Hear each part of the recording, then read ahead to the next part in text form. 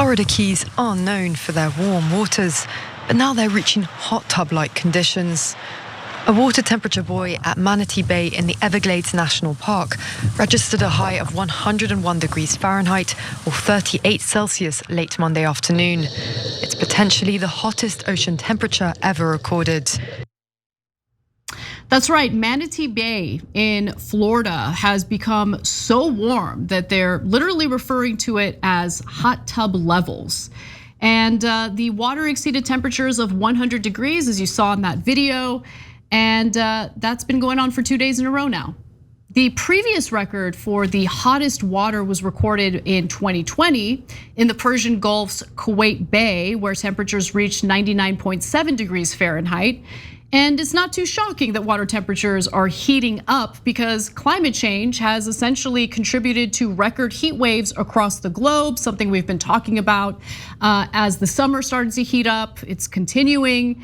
And since mid-March, the world's oceans have been hotter than at any time since at least 1982. Let's take a look at this graphic, which shows you what we're talking about here.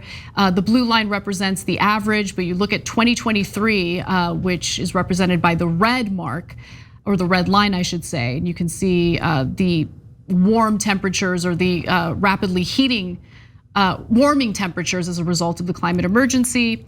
And these warnings are ultimately going to lead to a catastrophe, like the collapse of ocean currents, which I didn't even know was something to be concerned about until this particular issue regarding the warming ocean came into play.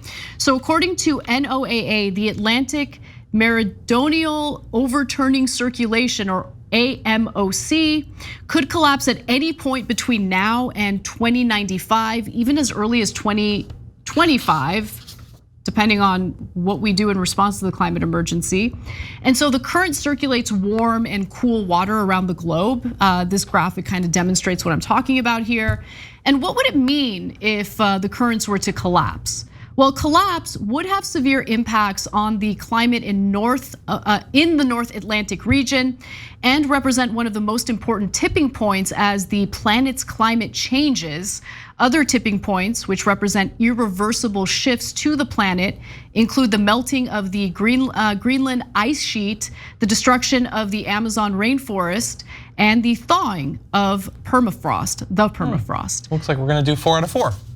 So John, this is your number one issue. Like you've done, out of every show on the network, you've done the most extensive reporting on climate change. I don't know, is it? Because I didn't make room for this on my rundown today, and you did. Why are you telling on yourself? Maybe you've eclipsed me for doing the most critical climate coverage. I've seen the rundowns on the main show. You've been talking about the climate a lot. Not a big deal. The past couple of months. It's important. I did plan on doing it tomorrow, but now I won't.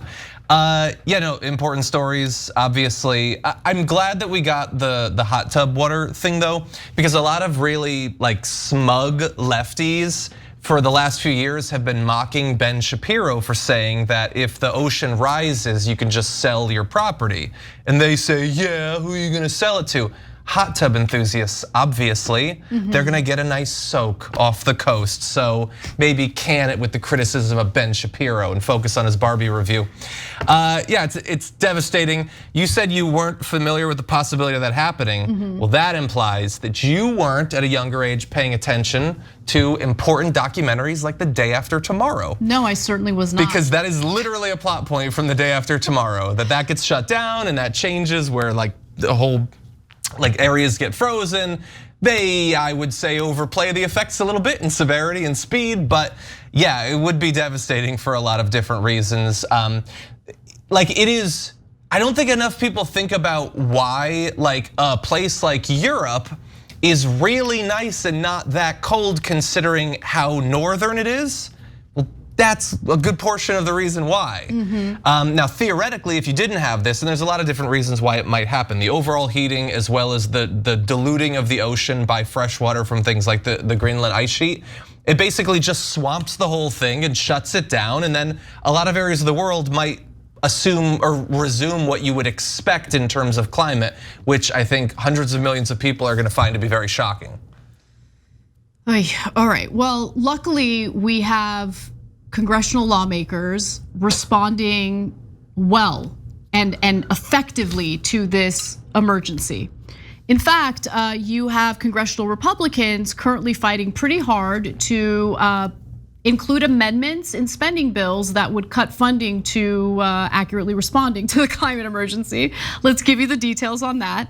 The GOP bills are currently in the House Appropriations Committee, chaired by Texas Republican Representative Kay Granger, who has received nearly $1.2 million from the oil and gas sector over the course of her career in Congress.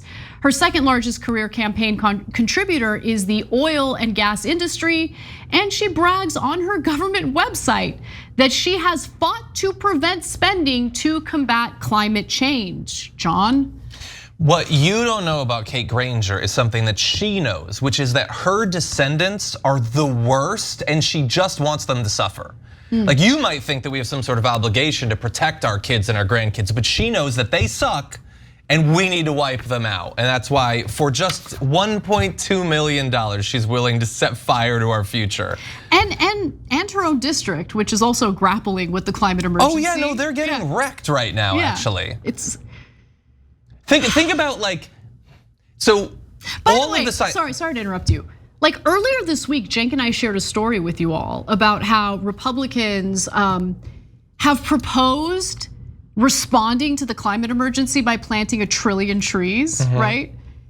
So on some level, they're feeling the pressure to do something about the climate emergency, but that sweet, sweet donor money, that oil and gas money is so nice. You know, they don't want to give that up. So it's like, how do we provide the illusion of taking this emergency seriously while simultaneously fighting tooth and nail to cut resources and funding that would help us respond to the climate emergency, you know, at least on some level effectively? Yeah, the right-wing reaction to the science of climate change has gone through multiple phases, but every single phase is just designed to like hold off change for as long as possible so they can extract as much money as possible. That's all it is. And the longer we wait, obviously the more damage it does to people in the future, but they don't care, they've never cared. Kay Granger doesn't care. The metaphor I was gonna make was, like we know all these scientists have been trying to warn us about this for literally decades. Well, what if like all of like military spies for literally decades are like, I don't know if you guys know this, but Canada is like openly talking about invading us.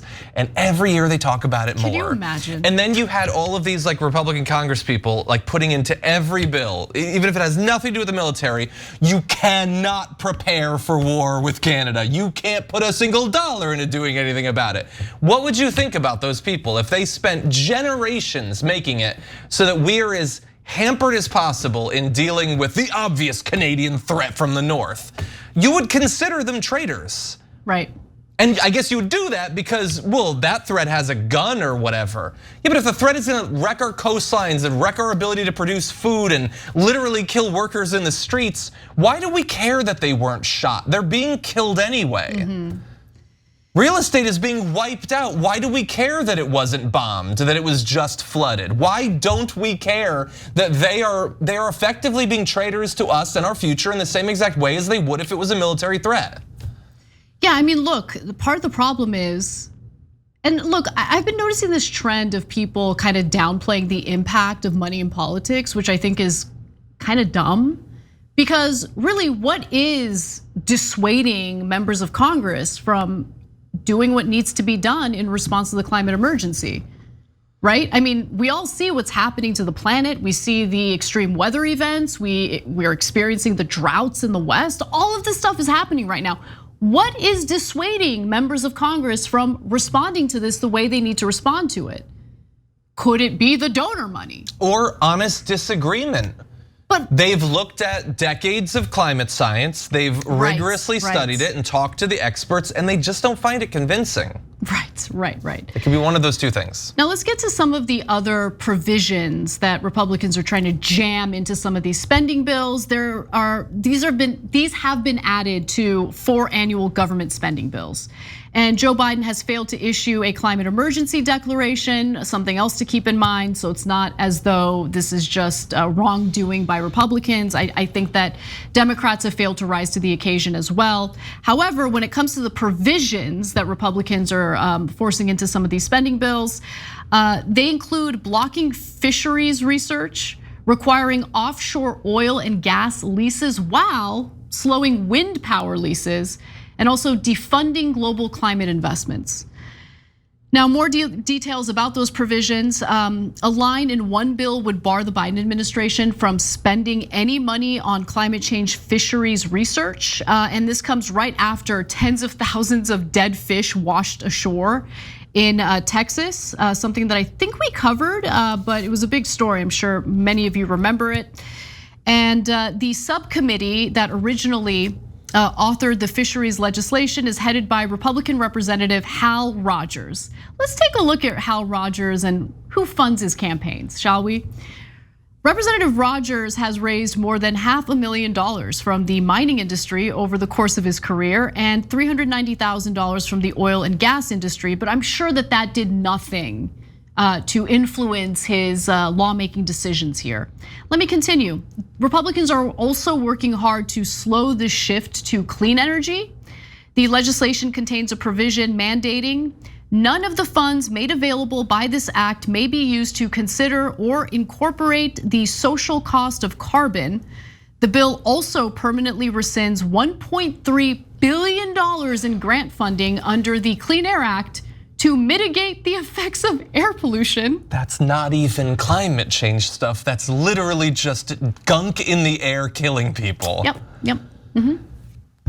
Do their kids not breathe? But big business might have to, avoid releasing so much pollution. That would be into the inconvenient. environment. Yeah, that would cost money, cut into their profits a little bit. Corporate profits, our respiratory system. Corporate profits, our respiratory system. I don't know. Republican congresspeople's kids can have asthma as a treat.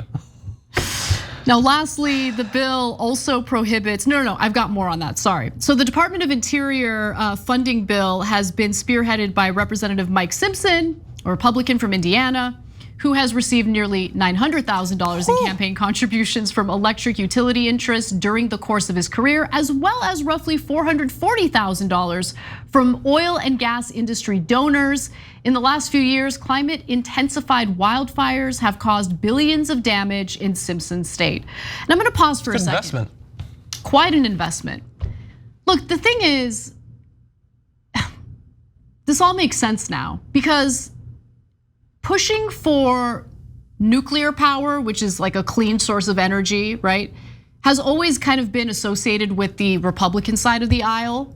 And I'm like, if they're serious about that, how come they're not pushing for it? But their oil and gas donors don't want us to move over to relying on nuclear power either.